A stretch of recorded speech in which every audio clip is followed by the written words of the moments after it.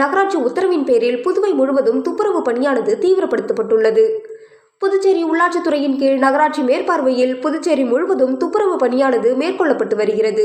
இதில் சில தொகுதிகளில் சரிவர குப்பைகள் அள்ளப்படாமல் உள்ளதாக பல்வேறு குற்றச்சாட்டுகள் எழுந்த நிலையில் 2 நாட்களுக்கு முன் சட்டமன்ற உறுப்பினர் நேரு அவர்கள் உருளையன்பேட்டை தொகுதிகளில் குப்பைகள் சரியாக வாருவதில்லை என குற்றச்சாட்டை முன்வைத்து உள்ளாட்சித்துறையை முற்றுகையிட்டு போராட்டம் நடத்தினார்.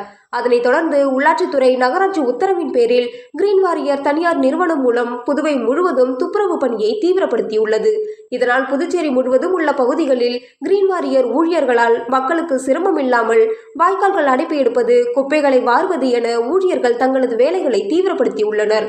மேலும் ஊழியர்கள் குறித்த நேரத்தில் வேலைக்கு வருகிறார்களா எனவும் தனியார் நிறுவனம் மூலமாகவும் கண்காணிக்கப்பட்டு அவர்கள் பொதுமக்களின் சிரமத்தை போக்கும் வகையில் வேலைகள் செய்ய வேண்டும் எனவும் நகராட்சி அதிகாரிகள் ஊழியர்களுக்கு உத்தரவிட்டுள்ளனர்.